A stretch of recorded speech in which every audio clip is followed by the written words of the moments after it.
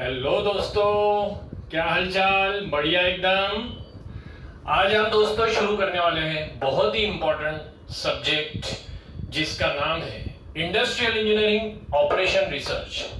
Friends ध्यान से सुन लो, काफी स्टूडेंट्स जो इंजीनियरिंग में गेट की तैयारी कर रहे हैं वो ये सब्जेक्ट जनरली कभी कभी स्किप करते हैं, क्योंकि उसका रीजन ये है उनको उतना गहराई से वो सब्जेक्ट पढ़ाया नहीं जाता जो गेट की एग्जाम में आजकल जिस पर क्वेश्चंस पूछे जा रहे हैं। तो फ्रेंड्स ध्यान से सुन लो, ये सब्जेक्ट जो कि जिसका नाम है इंडस्ट्रियल इंजीनियरिंग ऑपरेशन रिसर्च, और इस सब्जेक्ट का फ्रेंड्स इस सब्जेक्ट का जो वेटेज है friends, that is minimum is 4 mark question और मैक्सिमम इज 6 मार्क क्वेश्चन। ये इस सब्जेक्ट का फ्रेंड्स वेटेज है। और मैं आपको फ्रेंड्स एक चीज का गारंटी दे सकता हूं, अगर आप लोग ये मेरे वीडियोस पूरे शुरुआत से लेके एंड तक पूरे अगर वीडियोस देखते हैं तो मैं आपको गारंटी देता हूं एक लगभग एवरेज आप पकड़ लीजिए कि आपके 5 मार्क 100% गेट की एग्जाम में कंफर्म है। फ्रेंड्स 1 मार्क भी गेट की एग्जाम में हमें पता है काफी इंपॉर्टेंट वेटेज कैरी करता है। तो फ्रेंड्स बिना कोई समय वेस्ट करते और हम शुरू करने वाले हैं बहुत ही इंपॉर्टेंट प्रैक्टिकल और काफी कंसेप्चुअल सब्जेक्ट, जिसमें कि डेफिनेटली कंसेप्ट के साथ प्रॉब्लम्स, हम सभी प्रॉब्लम्स गेट के देखने वाले हैं। The subject which we are going to start whose name is industrial engineering operation research. अभी फ्रेंड्स ध्यान से देख लो, सबसे पहले कोई भी जब सब्जेक्ट हम शुरू करते हैं तो उसका एक कंसेप्ट हमें समझना पड़ेगा कि ये subject basically what is this subject.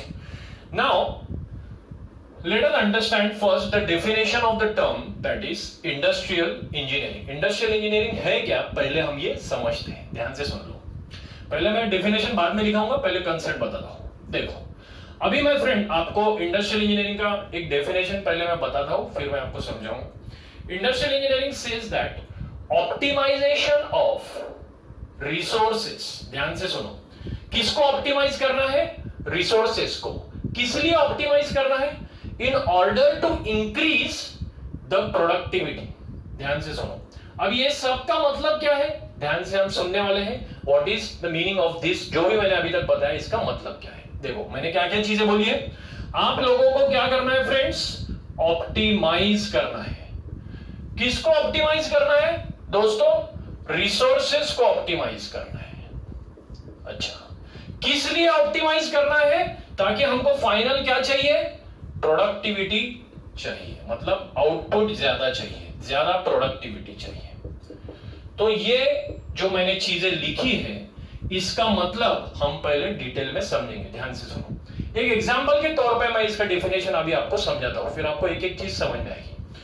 अभी ध्यान से देखो फ्रेंड्स, आप लोग अज्यूम करो कि अभी जो महीना चल रहा है वो कौन सा महीना चल रहा है? Right now the month which is going, let us assume that अभी महीना चल रहा है जून का मंथ, अज्यूम करो, ठीक है। अभी हमारी गेट की एग्जाम कब होती है फ्रेंड्स? हमारी जो गेट की एग्जाम होती है वो है फरवरी के मंथ में गेट की एग्जाम होती है, ठीक है, समझ में आ गया। अभी जो महीना चल रहा है वो जून है और फरवरी के महीने में गेट की एग्जाम होती है। मेरा सवाल अब आपको यह है, कितना समय है अभी फिलहाल गेट की एग्जाम के लिए? तकरीबन अगर आप देखोगे जून से दिसंबर होते हैं 6 महीने, आगे 2 महीने जोड़ दो मतलब 8 महीने हैं।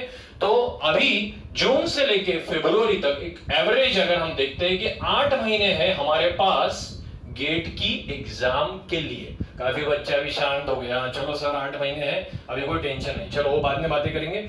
अभी फ्रेंड ध्यान से सुनो, 8 महीने हमारे पास है। अभी हम देख क्या रहे हैं? इंडस्ट्रियल इंजीनियरिंग का डेफिनेशन, ध्यान से समझो, कंसेप्ट उसका क्या है। अभी जो अच्छा इंडस्ट्रियल इंजीनियर रहेगा वो क्या करेगा? ध्यान से सुनो, जो अच्छा इंडस्ट्रियल इंजीनियर है वो उसके जो 8 महीने हैं पूरी इतनी अच्छी तरीके से यूटिलाइज करेगा, इतनी अच्छी तरीके से यूटिलाइज करेगा फ्रेंड्स, ताकि वो कोई भी टाइम वेस्ट नहीं करेगा, थिएटर में नहीं जाएगा, होटल में नहीं जाएगा, कहीं पर भी फ्रेंड्स के साथ टाइम पास नहीं करेगा, और उसके जो 8 महीने हैं वो इतनी अच्छी तरीके से यूज करेगा, ताकि किसके लिए यूज करेगा? पढ़ाई के लिए। मतलब उसने पूरा जो 8 महीने केवल और केवल पढ़ाई में यूज किया है, और वो अगर वो करता है तो फिर फाइनली क्या होने वाला है? आउटपुट एग्जाम में ज्यादा आएगा। आउटपुट मतलब क्या होता है? प्रोडक्टिविटी ज्यादा आएगी। यही जो कंसेप्ट है इसको इंडस्ट्रियल इंजीनियरिंग बोलते हैं। देखो फ्रेंड्स, उसके पास अवेलेबल क्या था? समय। उसने उसके समय को अच्छी तरीके से यूटिलाइज किया। जो भी आपके पास अवेलेबल चीजें हैं उसको आप अच्छी तरीके से यूटिलाइज कीजिए, और अगर आप उन पूरी अवेलेबल चीजों को अगर अच्छी तरीके से यूटिलाइज करेंगे तो उससे आउटकम क्या आने वाला है? अच्छा ही आने वाला है। मतलब output will be increase. Output बढ़ता है मतलब क्या बढ़ेगा? प्रोडक्टिविटी बढ़ने वाली है। देखो, प्रोडक्टिविटी के अलग अलग दो नाम होते हैं। एक होता है प्रोडक्टिविटी को हम लोग क्या बोलते हैं? आउटपुट। दूसरा प्रोडक्टिविटी को हम लोग क्या बोलते हैं? और एक चीज होती है जिसको क्या बोलते हैं हम? प्रोडक्टिविटी का दूसरा नाम क्या होता है? थ्रूपुट। ठीक है, समझ में आ रहा है दोस्तों? तो ये अलग अलग नाम होते हैं प्रोडक्टिविटी के। तो अभी हमने एक चीज देखी कि जो भी हमारे पास अवेलेबल चीजें हैं, यहां पर हमारे पास अवेलेबल चीजें क्या था? आप बच्चे हो, आपके पास अवेलेबल चीज क्या थी? समय। आपने समय काफी अच्छी तरीके से यूटिलाइज किया, टाइम पास नहीं किया, थिएटर में नहीं गए, कहीं होटल में खाना नहीं गया, दोस्तों के साथ लड़कियों के साथ कुछ नहीं घूमे, सब एंजॉय किया, कुछ एंजॉय नहीं किया, सॉरी। तो आपने पूरा का पूरा समय सिर्फ और सिर्फ किसमें इन्वेस्ट किया? सिर्फ पढ़ाई में। और पढ़ाई में अगर आप पूरा समय इन्वेस्ट करोगे तो आपका पढ़ाई का जो आउटपुट है वो भी ज्यादा आएगा। मतलब प्रोडक्टिविटी आपकी गेट की एग्जाम में रिजल्ट के तौर पे आपको ज्यादा दिखेगी। ये जो भी करेगा वो एक अच्छा इंडस्ट्रियल इंजीनियर होगा। ये मैंने अभी आपको गेट की एग्जाम के तौर पे एक एग्जांपल दिया। दूसरा एग्जांपल मैं अभी आपको देता हूं फ्रेंड्स, कि अभी आप लोग आपके मैन्युफैक्चरिंग कंपनी से रिलेटेड एक एग्जांपल देता हूं। अभी फ्रेंड मान लो आप एक इंडस्ट्री में जॉब करने जाते हो, एक शॉप फ्लोर पर आप जॉब कर, मतलब आप मैन्युफैक्चरिंग इंडस्ट्री में जॉब करने जाते हो। आपका वहां पे जो प्रोफाइल होता है, अज्यूम करो वो शॉप फ्लोर पर है। अभी आप जब वहां पे जॉब करने जाते हो तो अज्यूम एक चीज करो कि वहां पे जब आप जाते हो तो आप देखते हो कि जो मशीन्स है, मतलब शॉप फ्लोर पर जो मशीन्स है वो अज्यूम करो कि 10 मशीन रखी हुई है। कितनी मशीन रखी हुई है? 10 मशीन रखी हुई है। और जो मैन पावर है, मतलब जो लेबर है, वो लगा रखे हैं वहां पे 100 लेबर्स। मशीन कितने हैं? 10। और अज्यूम करो कि एक मशीन पर कितने आदमी काम कर रहेगा? एक आदमी काम करता है। तो 10 मशीन है तो कितने आदमी चाहिए? जरूरत कितने आदमी को की है? 10 आदमी की। लेकिन वहां पर शॉप फ्लोर में कितने दिख रहे हैं? 100 मैन पावर्स। मतलब 100 मैन पावर्स है हमारे पास, और बट हमारी जो रिक्वायरमेंट है वो कितने मैन पावर की है? हमारी जो रिक्वायरमेंट है वो कितने मैन पावर की है? That is only 10 man power. इसका मतलब जो 90 मैन पावर है उसका कोई भी काम नहीं है। बराबर? यस और नो दोस्तों? तो आप लोग क्या बोलोगे आपके बॉस को कि सर ये जो 100 मैन पावर्स वहां पे रखे हैं उसमें से केवल और केवल 10 मैन पावर की ही जरूरत है, 90 मैन पावर हमारे कोई काम के नहीं है। तो ये अगर 90 मैन पावर दूसरी जगह पे यूटिलाइज हो गए तो इससे बेनिफिट क्या होगा कंपनी का? कॉस्ट कम हो जाएगी। तो इससे कॉस्ट कम होने से क्या बढ़ेगा? प्रॉफिट बढ़ेगा। प्रॉफिट बढ़ने से क्या बढ़ती है? प्रोडक्टिविटी। देखो, प्रोडक्टिविटी का मतलब ये नहीं होता है कि मशीन से सिर्फ पार्ट ज्यादा निकल रहे उसको प्रोडक्टिविटी बोल रहे हैं। प्रॉफिट भी ज्यादा हो रहा है, प्रोडक्टिविटी है। कॉस्ट कम हो गई, प्रोडक्टिविटी बढ़ेगी। Are you understanding? तो कहीं पर भी जितनी जरूरत है उतनी ही चीजें अगर होती है, उतनी ही चीजों का अगर सही तरीके से आप इस्तेमाल करोगे तो आपको प्रोडक्टिविटी ज्यादा दिखेगी। अननेसेसरी चीजें को आपको देखना है, समझना है और उसको अवॉइड करना है। अननेसेसरी चीजें एलिमिनेट करनी है। जो भी इंडस्ट्री में ये सही तरीके से कर पाएगा, अननेसेसरी चीजों को एलिमिनेट करेगा, उसको ऑब्वियसली प्रोडक्टिविटी ज्यादा मिलेगी। आपको लग रहा है ये चीजें मैंने जो बोली काफी आसान है। हाँ सर, क्या है उसमें 100 मैन पावर तो दिख रहे हैं मुझे, और मुझे ये भी दिख रहा है कि 90 मैन पावर खाली बैठे हैं, तो मैं सीधा जाके बोल दूंगा। ठीक है, ये अभी के लिए मैंने आपको जो एग्जाम्पल बताया काफी ईजी बताया। लेकिन जब इंडस्ट्री में जाते हो तो काफी ऐसी चीजें होती है जब आपको जो दिखती भी नहीं है, और वहां पे आपको ये एनालिसिस करना होता है कि मैं किस तरीके से जो अनवांटेड चीजें उसको एलिमिनेट करूं और ऑप्टिमाइज कर लूं मेरे अवेलेबल रिसोर्सेज को, तो ताकि मुझे प्रोडक्टिविटी ज्यादा मिले। तो फ्रेंड्स, ये एक चीज मैंने जस्ट आपको एक नॉर्मल तरीके से समझाई है।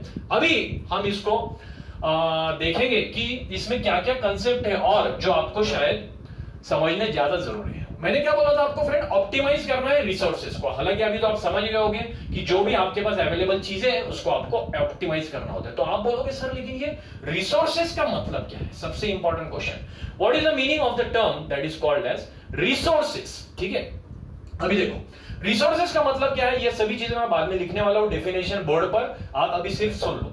रिसोर्सेज का मतलब ये होता है दोस्तों, एनीथिंग, ध्यान से सुन लो, बाद में मैं लिखूंगा, ऐसी कोई भी चीज जो कि कॉस्ट से रिलेटेड है, मतलब इंग्लिश में बोलता हूं, एनीथिंग विच इज डायरेक्टली और indirectly associated with the cost to the company is called as resources.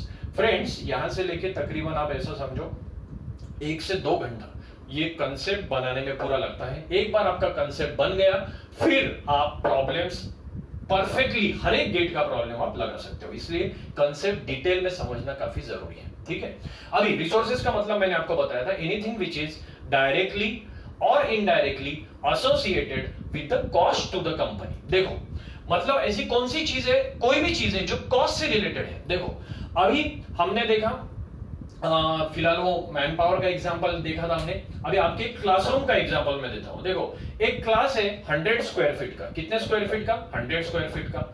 तो 100 स्क्वायर फीट का क्लासरूम है और वहां पर जो बच्चे बैठे हैं, सिर्फ 2 बच्चे क्लास में बैठे। कितने बच्चे बैठे? अज्यूम करो सिर्फ 2 बच्चे बैठे।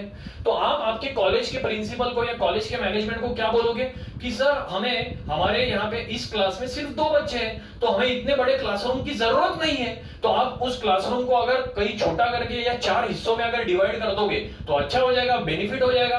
तो डेफिनेटली आप लोगों ने क्या किया, मतलब क्या होता है, आपका जो वहां पे जो मैन, अच्छा अभी आप अज्यूम करो, मैं इसका अपोजिट केस लेता हूं कि 100 स्क्वायर फीट का हॉल है और बच्चे जो है वो है 1000। कितने बच्चे अवेलेबल है? 1000। तो 1000 बच्चे तो अभी आप 100 स्क्वायर फीट के हॉल में एकोमोडेट नहीं कर पाओगे, इसके लिए आपको बड़ा हॉल लगेगा। तो मतलब क्या हो गया, यहां पर मैन पावर अगर बढ़ गई तो क्या बढ़ने वाला है? कॉस्ट बढ़ेगा, क्योंकि बड़ा हॉल लगेगा तो स्टोरेज ज्यादा लगेगा। स्टोरेज का मतलब कॉस्ट ज्यादा लगने वाली है कॉलेज को, यस और नो? तो मैन पावर घटने से या बढ़ने से कॉस्ट पर इफेक्ट होता है। तो मैन पावर क्या रहेगा? रिसोर्स। समझ में आ रहा है मैं क्या बोल रहा हूं? मैन पावर एक रिसोर्स है। अभी मटेरियल, इंडस्ट्री में मटेरियल जिसको हम स्टॉक बोलते हैं, वो भी एक क्या है? रिसोर्सेस है। देखो मटेरियल अगर कम होता है या ज्यादा होता है तो ऑब्वियसली वो भी जगह से रिलेटेड है। कम मटेरियल है तो कम जगह लगेगी, ज्यादा मटेरियल है तो ज्यादा जगह लगेगी, ये भी कॉस्ट से रिलेटेड है। तो ये भी किस में आएगा? मटेरियल भी किस में आएगा? रिसोर्सेस में आएगा। अच्छा, तीसरी चीज है मशीन्स। मशीन भी जो है, देखो मशीन्स, इंफ्रास्ट्रक्चर, इसका कम होना या बढ़ना मशीन्स या इंफ्रास्ट्रक्चर का, ये भी सब किससे रिलेटेड है? स्टोरेज मशीन्स अगर ज्यादा है तो ज्यादा स्टोरेज लगेगा, ज्यादा स्टोरेज लगेगा। इसका मतलब क्या हो रहा है कि हमें कॉस्ट कम या ज्यादा होने वाली है डिपेंडिंग मशीन्स कम या ज्यादा होने से। तो अभी ध्यान से सुनो फ्रेंड्स, रिसोर्सेज के जो एग्जांपल्स है, रिसोर्सेज के जो एग्जांपल है वो क्या क्या है? ध्यान से सुनेंगे। रिसोर्सेज के एग्जांपल मैंने क्या क्या बोले? Machines, man power, material etcetera. ये बाद में सब मैं लिखता हूं। तो ये सब चीजें क्या है? रिसोर्सेज है जो कि कॉस्ट से रिलेटेड होती है। तो आपका पर्पस क्या है? जो भी रिसोर्सेज है, मतलब मैन पावर है, मशीन्स है, मटेरियल है, उसका कम से कम यूज करो इंडस्ट्री में। कम मैन पावर से ज्यादा आउटपुट लाओ, कम मशीन से ज्यादा आउटपुट लाओ, मतलब कम से कम चीजें यूज करो, कम से कम चीजें यूज करो, ज्यादा से ज्यादा अननेसेसरी चीजें देखो जो काम की नहीं है उसको एलिमिनेट करो। काम की नहीं, अगर आपने एलिमिनेट कर दिया तो क्या हो जाएगा? कॉस्ट कम हो जाएगा। कॉस्ट कम होने से क्या बढ़ने वाली है? प्रोडक्टिविटी। तो जो भी आपके पास अवेलेबल रिसोर्सेज है उसका सही से इस्तेमाल अगर आप करोगे तो उससे ऑब्वियसली आपकी प्रोडक्टिविटी बढ़ने वाली है। अवेलेबल रिसोर्सेज का सही से इस्तेमाल करना जिससे प्रोडक्टिविटी बढ़ती है, उस कंसेप्ट को हम बोलते हैं इंडस्ट्रियल इंजीनियरिंग। अब शायद ये कंसेप्ट आपके दिमाग में एकदम फिट बैठ गया हो। अभी ध्यान से सुनो। अब आप बोलोगे सर ये कैसे किया जाए? ये मतलब ये तो विजन है हमारा कि हमको कम से कम चीजें यूज करनी है जिससे कि ज्यादा से ज्यादा आउटकम हमारा आ जाए। तो ये कैसे करना है?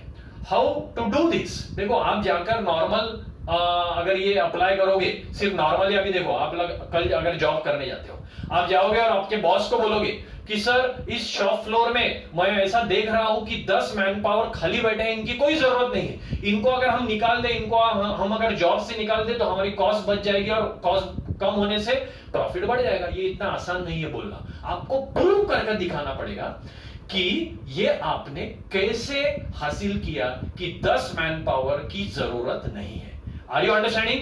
It is not that easily आप सिर्फ देखना है और बोलना है। तो आप ये कैसे अचीव कर सकते हो, मेरा मतलब क्या है, ये जो इंडस्ट्रियल इंजीनियरिंग का जो कंसेप्ट है ये आप कैसे अचीव कर सकते हो? With the help of mathematical tools के द्वारा आपको ये कंसेप्ट अचीव करना है। समझ में आ रहा है दोस्तों? आपको ये कंसेप्ट कैसे अचीव करना है? With the help of mathematical tools. और पूरा मैथमेटिकल टूल्स हम कहां पर पढ़ने वाले हैं, कौन से सब्जेक्ट में पढ़ने वाले हैं? ये हमारा दूसरा सब्जेक्ट है जिसका नाम है OR, ऑपरेशन रिसर्च। मतलब आप अभी इतना तो समझ गए होंगे कि अगर आपको इंडस्ट्रियल इंजीनियरिंग एक विजन है, एक ऑब्जेक्टिव है कि हमको प्रोडक्टिविटी बढ़ानी है ऑप्टिमाइज रिसोर्स कर कर, और ये हम कैसे अचीव कर सकते हैं? अगर हम मैथमेटिकल टूल्स लगाते हैं जो हम OR में पढ़ते हैं। मतलब आई का जो ऑब्जेक्टिव है वो कैसे अचीव हो सकता है? With the help of OR tools. इसका मतलब OR टूल्स बोले तो मैथमेटिकल टूल्स, मतलब ये दोनों सब्जेक्ट इंटरलिंक्ड है। ये काफी लोग इंडिया में, काफी फैकल्टीज अभी तक जानते नहीं है कि ये सब्जेक्ट का इंटरलिंकेज क्या है, इसलिए ये समझना काफी जरूरी है। Are you understanding? तो ये दोनों सब्जेक्ट, दोनों चीजें हम देखने वाले हैं। गेट की एग्जाम के बारे में अगर मैं बात करता हूं तो ज्यादातर सवाल इंडस्ट्रियल इंजीनियरिंग के प्रॉब्लम्स, मतलब इंडस्ट्रियल इंजीनियरिंग पर प्रॉब्लम्स ज्यादातर पूछे गए हैं, कंपैरेटिवली OR पर थोड़े कम पूछे गए। ठीक है, तो हम दोनों ही सब्जेक्ट प्रॉपरली डिटेल में देखेंगे, each and every concept and each and every problem. That's my guarantee to you that please watch each and every video in detail. Pause करो जहां पर समझ में नहीं आ रहा है, 2 बार देखो, 3 बार देखो, ये सब चीजें आपको करना है खुद से। ठीक है, अभी जो भी मैंने पढ़ा है वो मैं बोर्ड पर लिखने वाला हूं। ओके, चलो दोस्तों, पेन किताबें निकाल लो, अपने रजिस्टर खोल लो। इसको थिएटर या मूवी में आप बैठे नहीं हो, पढ़ाई करना है, गेट की एग्जाम देना है, और हमारा जो टारगेट है वो कितना है? 80 से 90 मार्क गेट की एग्जाम में लाने हैं। We can do it. ठीक है, अभी देखो, सबसे पहला, अब यहां पर मैं लिख रहा हूं, देखो दिख रहा है सबको? यस। इंडस्ट्रियल इंजीनियरिंग का डेफिनेशन बोलो, सभी लोग बोलेंगे क्या है? क्या देखा था हमने? Optimisation of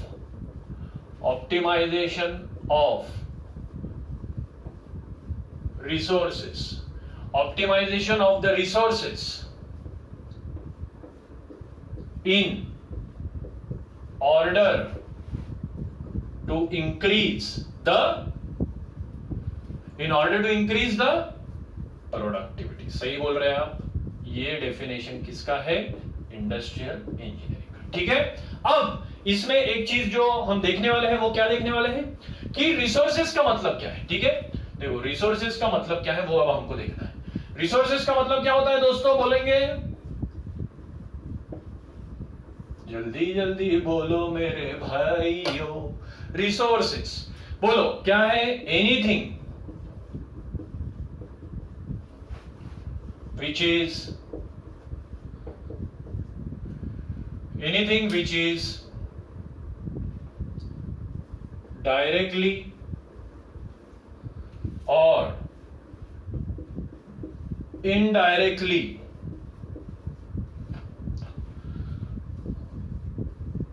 associated with the cost to the company। इसको हम लोग क्या बोलते हैं? रिसोर्सेज। ठीक है, थोड़ा धीरे धीरे जा रहा हूं क्योंकि हर एक स्टूडेंट को डिटेल में समझना जरूरी है। ठीक है, रिसोर्सेज। अब ये रिसोर्सेज के एग्जांपल बताएंगे क्या क्या है। कोई भी चीज जो कॉस्ट से रिलेटेड है, अभी मैंने एग्जांपल बताए थे दोस्तों, क्या क्या यहां पर लिख रहा हूं। देखो रिसोर्सेज का एग्जांपल सबको दिख रहा है, क्या क्या है बोलो? मैन पावर, उसके बाद क्या है? मशीन्स, उसके बाद क्या है? मटेरियल, उसके बाद क्या है? इंफ्रास्ट्रक्चर। इंफ्रास्ट्रक्चर बोले तो क्या? इंफ्रास्ट्रक्चर बोले तो क्या, ट्यूबलाइट्स, आपके फैंस एक्सेट्रा, ये भी चीज देखो कम या ज्यादा होने से कॉस्ट पर इफेक्ट होता है इंडस्ट्री की। ठीक है, अभी इंडस्ट्री बोले तो सिर्फ आपके वो मैन्युफैक्चरिंग इंडस्ट्री, भूसा भरा है दिमाग में, वो निकाल दो, इंडस्ट्री कोई भी हो सकती है। कॉलेज भी एक इंडस्ट्री है, एजुकेशनल इंस्टीट्यूशन इंडस्ट्री है, आपके सॉफ्टवेयर कंपनी ये इंडस्ट्री है। सॉफ्टवेयर कंपनी देखो, मैन पावर अगर बहुत ज्यादा है तो उनको बहुत जगह लगती है, बहुत जगह लगेगी तो कॉस्ट बढ़ेगी। Are you understanding? कम छोटी कंपनी अगर है तो छोटा मैन पावर लगेगा, कम मैन पावर लगेगा तो कम जगह, इस तरीके से। ठीक है, तो रिसोर्सेस का ये सब टाइप्स मैंने बताया, मतलब एग्जांपल्स बताए। अब सबसे इंपॉर्टेंट और एक चीज मैं यहां पे लिखने वाला हूं, ध्यान से सुनो। रिसोर्सेस का एक दूसरा नाम मैं बताने वाला हूं दोस्तों, रिसोर्सेस का दूसरा नाम जिसको हम बोलते हैं, क्या बोलते हैं, काफी लोग अगर नहीं जानते हैं तो लिखो, यहां पे बहुत इंपॉर्टेंट चीज है। रिसोर्सेस का दूसरा नाम क्या होता है? रिसोर्सेस का दूसरा नाम होता है इन्वेंट्री। क्या होता है? इन्वेंट्री। ये है रिसोर्सेस का दूसरा नाम। मतलब ये लेक्चर के बाद अगर आपको कोई बोलता है रिसोर्सेस क्या है तो उसको बोलेगा इन्वेंट्री, अरे वो बोलेगा सर इन्वेंट्री क्या है, तो बोलने का रिसोर्सेस। ठीक है, मजाक कर रहा हूं। तो ये रिसोर्सेस का दूसरा नाम है इन्वेंट्री, ये याद रखना है आपको। रिसोर्सेस का दूसरा नाम क्या है? इन्वेंट्री। अभी तो इन्वेंट्री के टाइप्स कौन कौन से या फिर इन्वेंट्री के एग्जांपल, ऑब्वियसली इन्वेंट्री के भी यही एग्जांपल हो गए, man power, machines, material, infrastructure etcetera. अभी आपको एक चीज ध्यान रखनी है, आगे जब मैं अभी इसके बाद जो भी चीज आपको पढ़ाने वाला हूं वहां पर जब भी हम लोग इन्वेंट्री का नाम यूज करेंगे या फिर रिसोर्सेस या इन्वेंट्री जो भी बोलो, तो हम लोग एक्चुअली बात करेंगे इन्वेंट्री के एक फॉर्म की, मटेरियल की हम लोग बात करेंगे। हमको देखो मैन पावर या मशीन उससे ज्यादा लेना देना नहीं है ये सब्जेक्ट में, हमें ज्यादा लेना देना है मटेरियल के बारे में। तो आगे जब भी मैं इन्वेंट्री के बारे में बात करूंगा तो एक्चुअली मैं इन्वेंट्री के एक फॉर्म के बारे में बात कर रहा हूं, ध्यान से सुनना। इन्वेंट्री में सभी चीज आती है, man power, machines, material etcetera etcetera, लेकिन हम लोग आगे चल के इन्वेंट्री या मटेरियल की जब बात करेंगे या फिर मैंने कभी बोला कि इन्वेंट्री, तो आप लोग के दिमाग में तुरंत आना चाहिए कि सर कौन सी चीज यूज कर, मतलब कौन सा फॉर्म के बारे में डिस्कस करना चाहते हैं? मटेरियल के फॉर्म के बारे में। तो इन्वेंट्री के बारे में हम आगे जो भी चीजें पढ़ने वाले हैं वो हम मटेरियल से रिलेटेड पढ़ेंगे। तो इन्वेंट्री का वन ऑफ द फॉर्म जो मटेरियल होता है, और मटेरियल का और एक नाम क्या होता है दोस्तों? मटेरियल का दूसरा नाम क्या होता है जिसको हम क्या बोलते हैं? स्टॉक। क्या बोलते हैं? स्टॉक। समझ में आ रहा है? ये इन्वेंट्री का है दूसरा नाम, स्टॉक। तो इतनी सभी चीजें किताबों में लिखो। सबसे पहला डेफिनेशन यहां पर देखो, ये सबसे पहला डेफिनेशन, ठीक है। ये क्या है? ये दूसरा डेफिनेशन। दो चीजें हमने देखी अभी तक, फटाफट रिपीट करूंगा, हर बार मैं रिवीजन भी कर दूंगा आपकी, ठीक है, तो आपके दिमाग में फिट हो जाएगा। Industrial engineering is what? Optimisation of resources in order to increase the productivity. Optimisation of resources in order to increase the productivity. Resources का मतलब क्या? एनीथिंग व्हिच इज डायरेक्टली और indirectly associated with the cost to the company. और resources के अलग अलग types जो होते हैं, man power, machines, material, infrastructure etcetera.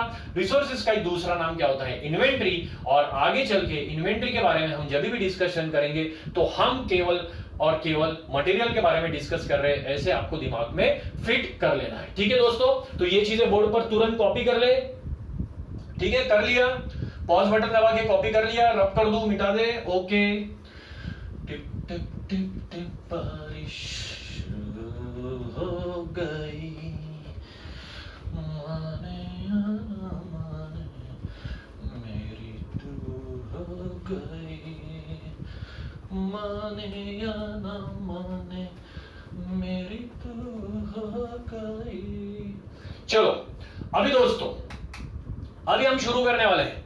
अभी हमने क्या देख लिया? इंडस्ट्रियल इंजीनियरिंग, फिर उसके बाद रिसोर्सेज देख लिया। अब हम शुरू करने वाले हैं अगला कंसेप्ट जिसको हम बोलते हैं सप्लाई चेन नेटवर्क डायग्राम। ध्यान से देख लो, supply chain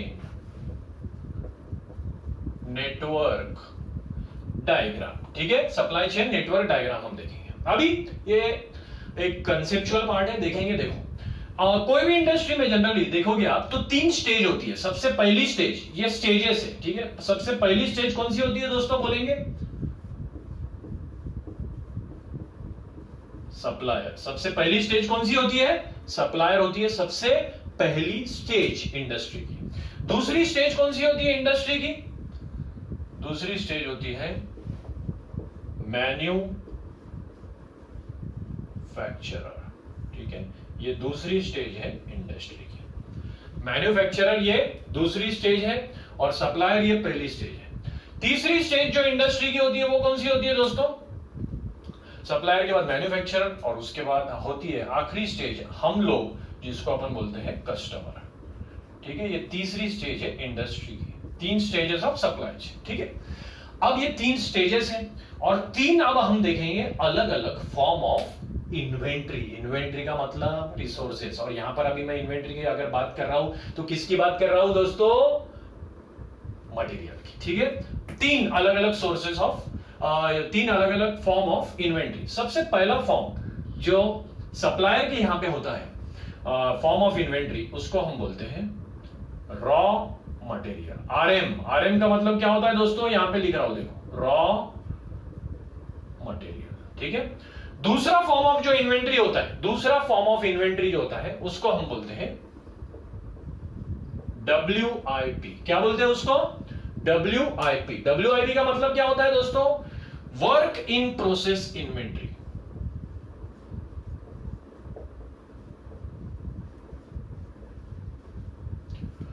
work in process inventory. तो रॉ मटेरियल एक पहला फॉर्म ऑफ इन्वेंट्री, दूसरा वर्क इन प्रोसेस इन्वेंट्री, सब समझाऊंगा मैं, पहले लिख लो। और तीसरा फॉर्म ऑफ इन्वेंट्री जो होता है वो होता है finish good. Finish good form of inventory, जिसको अपन FG बोलते हैं शॉर्ट फॉर्म में। ठीक है, ऐसे 3 फॉर्म ऑफ इन्वेंट्री होती है। चलो एक एग्जांपल लेता हूं और फटाफट चीजें पहले आपको समझाता हूं। अभी मान लो मैन्युफैक्चरर है, एक एग्जांपल ले लो कि यहां पे जो मैन्युफैक्चरर है वो कौन है? टाटा मोटर्स है। कौन है? टाटा मोटर्स। सप्लायर कौन है? अज्यूम करो टायर की कंपनी, अज्यूम करो। चलो ठीक है, अभी मैन्युफैक्चरर है टाटा मोटर्स। अभी टाटा मोटर्स अगर मैन्युफैक्चरर है तो उसके लिए ये जो टायर्स है वो क्या है? उसके लिए टायर्स क्या है? Raw material. रॉ मटेरियल को बोलते हैं fresh baby of an inventory. Raw material को क्या बोलते हैं हम? Fresh baby of an inventory. ठीक है, ऐसा इन्वेंट्री जो कि फ्रेश है, अभी तक इस्तेमाल नहीं किया गया है। तो अब क्या करेगा टाटा मोटर्स? जब सप्लायर को ऑर्डर प्लेस करेगा टायर्स की, तो टायर्स यहां से कहां आने वाले हैं? टाटा मोटर्स की तरफ आएंगे। यस और नो? और जब टाटा मोटर्स के मतलब फैक्ट्री में जब टायर्स आ जाएंगे तो टाटा मोटर्स उन टायर का क्या तिलक लगाएगा? क्या नहीं। 2 चीजें हो सकती है। देखो, जब टायर टाटा मोटर्स की कंपनी में पहुंचेंगे, एक तो टायर्स वहां पर लाइन पर मतलब मशीन की लाइन पर रुके हैं कि उनका नंबर कब आएगा। एक तो ये चीज हो सकती है। दूसरी चीज क्या हो सकती है? दूसरी चीज ये हो सकती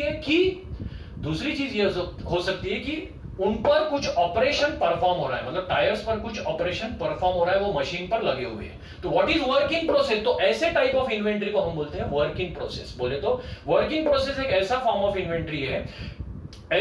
इन्वेंट्री है in which the material is either waiting in line or on which the operation is performed।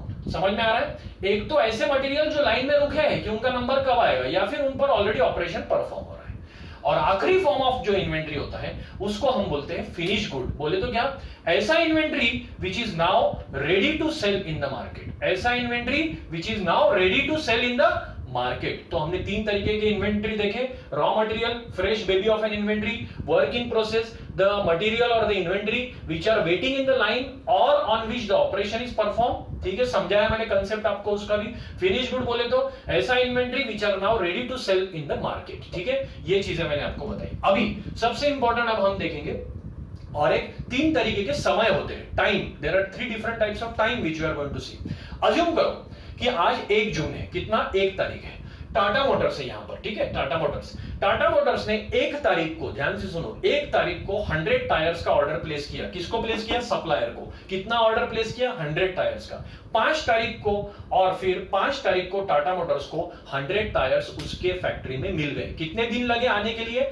4 दिन। या मतलब 100 टायर्स का जब ऑर्डर 1 तारीख को प्लेस किया तो 5 तारीख को टाटा मोटर्स को वो 100 टायर्स मिल गए। तो वो जो 4 दिन है, वो जो 4 डेज है, उसको हम बोलते हैं प्रोक्योरमेंट लीड टाइम। क्या बोलेंगे उसको हम?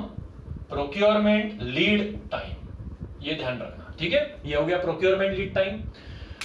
फिर क्या हो गया, 100 टायर्स यहां पर आ गए, ये सब लोग 100 टायर्स टाटा मोटर्स की कंपनी में आ गए। फिर क्या होगा, उन पर ऑपरेशन परफॉर्म होगा, वो असेंबली लाइन में बनेंगे, मतलब लगे होंगे, गाड़ियां बननी स्टार्ट हो जाएंगी। तो अज्यूम करो कि 5 तारीख को गाड़ियां बननी स्टार्ट हो गई और 7 तारीख को गाड़ी बनकर रेडी हो गई। कितने दिन लगे गाड़ी बनने के लिए, 2 दिन। तो ये जो 2 डेज है, ध्यान से सुनो, ये जो 2 दिन है जिनको गाड़ी बनने के लिए जो समय लगा, उसको हम बोलते हैं, ध्यान से सुनो,